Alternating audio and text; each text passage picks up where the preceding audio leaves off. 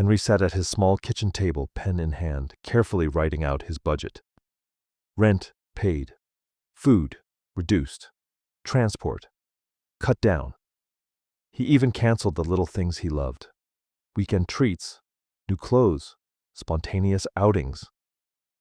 In fact, his friends have stopped inviting him out because they already know his answer. "This is the month I break free," he whispered, but somehow the numbers never listened. He opened his notebook and updated his debt tracker. He would stare at the numbers, hoping, just once, they would drop drastically. But they didn't. They crawled. Sometimes they even grew. Interest, unexpected expenses, a medical bill here, a family obligation there. Life didn't pause just because he was trying to get ahead. He picked up extra shifts, sold a few belongings, said no to everything that felt like joy. Yet at the end of each month, his debt still stood there, unmoved, almost mocking his effort. After transferring yet another chunk of his salary toward his loans, he checked his balance and felt his chest tighten. After everything he had paid, it barely made a dent. "What am I doing wrong?" he asked softly. "Are you like Henry? You're doing everything right. You've cut back on eating out. You canceled a couple of subscriptions. You're even tracking your spending. And yet, every single month, you check your bank account, and that debt number barely moves. Maybe it even went up. And you're sitting there wondering, what am I doing wrong? Here's the truth nobody is telling you. The problem isn't your effort. The problem is the system you're using, and today, we're going to fix that. Here's what is actually happening. Most debt advice treats your finances like a math problem. Pay this much. Cut that. Save this percentage. And look, the math is important. But what they forget is that you're not a calculator. You're a human being. And human beings don't make financial decisions based on spreadsheets. We make them based on emotions, habits, stress levels, and deeply wired psychological patterns that have nothing to do with logic. My name is Wright, and today I'm going to walk you through 7 real reasons you're still in debt, even though you're trying hard, and, more importantly, exactly what to do about each one. Reason number 1, you're fighting symptoms, not causes.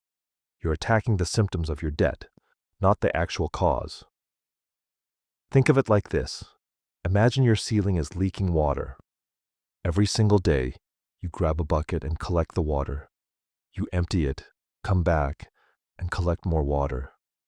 You're working incredibly hard, but the ceiling is still leaking. Why?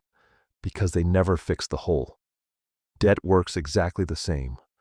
Most people focus all their energy on paying down what they already owe, without ever identifying why new debt keeps appearing. Are you overspending in one specific category every month?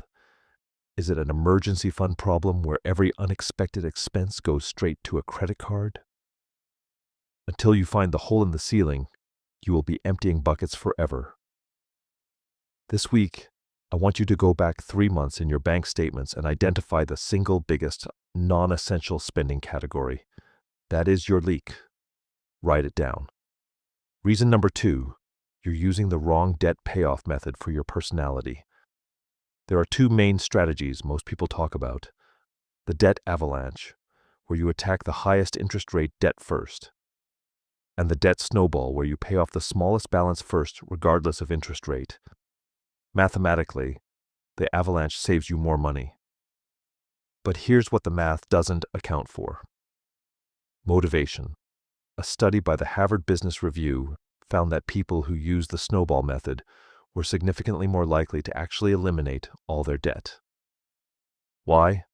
Because paying off a full balance, even a small one, gives your brain a dopamine hit. It makes you feel like you're winning. And when you feel like you're winning, you keep going. So if you have tried and failed to stick to a debt payoff plan before, switch to the snowball method immediately. The best strategy is not the most efficient one on paper. It's the one you will always stick to. Reason number 3 is one of the sneakiest ones, and it's called lifestyle creep. Here's how it works. You get a small pay raise at work, maybe an extra $200 a month. Naturally, you upgrade a few things. Maybe a slightly better phone plan. Maybe you're ordering delivery a couple more times a week. You treat yourself a little because you earned it, right? The problem is that $200 raise is now completely absorbed by slightly upgraded habits. And your debt payoff didn't get a single dollar off it. Lifestyle creep doesn't happen overnight. It happens in tiny and almost invisible upgrades that individually seem completely reasonable. The fix? Every single time your income goes up, no matter how small, commit to putting at least 50% of that increase directly toward debt before you upgrade anything. Raise it. Split it. You get to enjoy some of it and attack your debt faster at the same time. Real quick, if any of these is hitting home for you, go ahead and subscribe. I break down exactly this kind of stuff, the psychological side of money that is not being talked about. Now back to it. Reason number 4, and this might make you genuinely angry when you see the math. Minimum payments. Credit card companies are brilliant, but not in the way that help you. They are brilliant at keeping you in debt as long as humanly possible. Here's why. When you only pay the minimum payment on a credit card, the majority of that payment goes straight to interest, not the actual balance. So, let's say you owe $5,000 in credit card debt at 20% interest. If you only pay the minimum every month, which might feel like you're handling it, that $5,000 could take you over 15 years to pay off, and you'd pay nearly double the original amount in interest alone. The credit card company isn't rooting for you to get out of debt. They are making money every single month you stay in it. The fix is brutal in its simplicity. Pay more than the minimum. Even an extra $20 or $30 a month on top of the minimum drastically changes your payoff timeline. Use a free online debt payoff calculator. Put in your balance and interest rate, and let the math shock you into action. That number will change your behavior faster than any motivational video ever could. Reason number 5 is the most uncomfortable and I'm going to share today. Because it involves the people around you. Your social environment might be quietly sabotaging your debt payoff journey. Think about it. Your friends want to go to dinner on a Friday night. Your family is doing a group vacation.